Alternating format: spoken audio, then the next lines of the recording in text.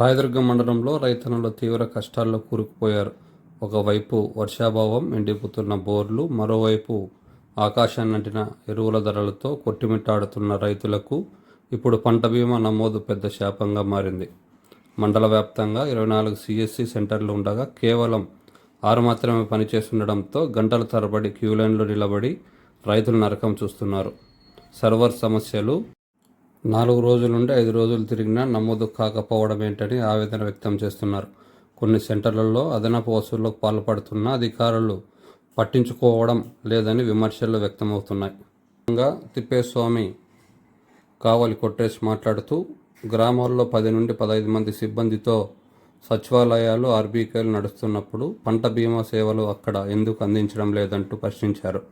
గతంలో లాగే ప్రభుత్వమే ప్రీమియం భరించాలని, నమోదు గడువును మరో 2 నెలలు పొడిగించాలన్నారు. సర్వర్ సమస్యలను వెంటనే పరిష్కరించాలని, లేకపోతే ఆగస్టు 17న కలెక్టరేట్ ముట్టడిని ఎదుర్కోక తప్పదన్నారు. పేరు కొట్రే ఏఐఎఫ్ ఆర్గనైజింగ్ సంబంధించి అనంతపురం జిల్లా కార్యదర్శి. మరి సిఎస్సి సెంటర్ అని చెప్పేసి దాదాపుగా పంటల నమోదు చేసుకోవడానికి ఇవాళ అనుమతులు ఇచ్చారు. ఇవాళ దాదాపుగా గ్రామాల్లో సిఎస్సి సెంటర్లు అయితే ఎక్కడ లేవు. మరి ఒక రాయదుర్గం ప్రాంతం నుంచి రావాలంటే దాదాపు 10-20 కిలోమీటర్ల నుంచి వచ్చి జనాలు రైతులు రావాలా. దాదాపు ఒక్కొక్క రైతు వచ్చేసి 4 రోజులైనా కూడా ఇప్పటి వరకు కూడా పంటల నమోదు బీమాకు సంబంధించి వాళ్ళు నగదు కట్టడానికి వచ్చిన ఇవాళ ఇక్కడ సర్వర్ బిజీ వల్ల రోజు రైతులు తిరుగుతానే ఉన్నారు.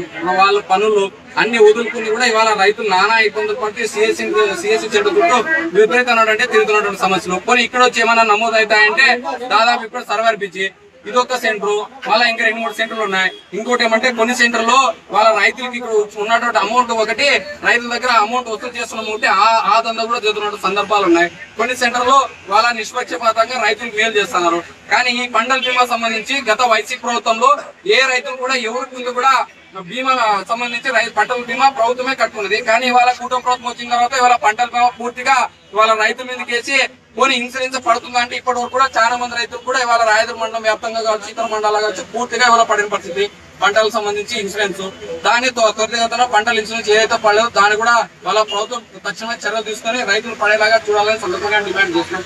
అదేవిధంగా ఇవాళ రైతుల బీమా పూర్తిగా సంబంధించి వాళ్ళ గతంలో ఏదైనా రైతులు కావాలంటే ఆర్బీకేలు లేదా సచివాలయాలు పూర్తిగా ఇవాళ చేయడం జరిగింది. కానీ ఇవాళ సిఎస్ సెంటర్కి అనుమతి ఇవ్వడం వల్ల రైతులు ఇవాళ ఎక్కడికి పోలో దిక్కు తెలియక రోజు అక్కడ ఇక్కడ అని చెప్పేసి వాళ్ళు తిరగడానికి 4-5 రోజుల సమయం పడుతుంది. తక్షణమే సిఎస్సి సెంటర్కి వాళ్ళ అనుమతులు క్యాన్సిల్ చేసి తక్షణమే సచివాలయాలు, ఆర్బీకేలకు సంబంధించి ఈ అనుమతులు పంటల బీమా నమోదు సంబంధించి దానికి కూడా అనుమతులు ఇవ్వాలా.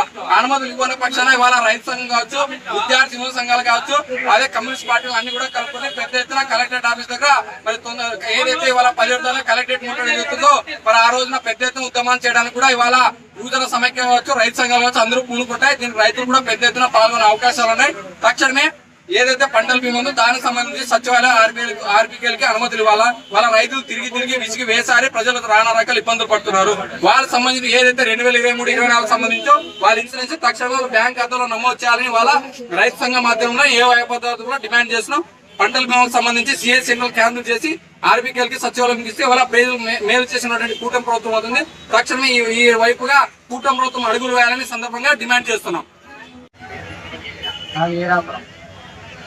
కరెంట్ పెట్టాం 3 రోజుల నుంచి వస్తున్నాము. అది ఇక్కడ ఉండడానికి పెద్ద సమస్యగా ఉంది.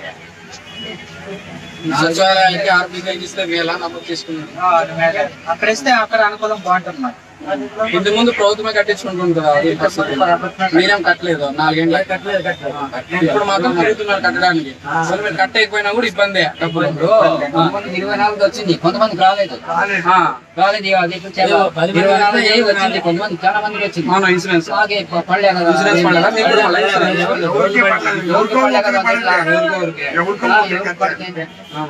బ్యాంకులో చూస్తే అడిగే గమనం లేదు. అడగండి, ఇది అడగండి అంటే మీరు ఆన్లైన్ స్టేటస్ చెక్ చేసుకోవాలి. ఎందుకోసం పట్టలేదు ఏమన్నది మీకు తెలియదా? చెప్తారు.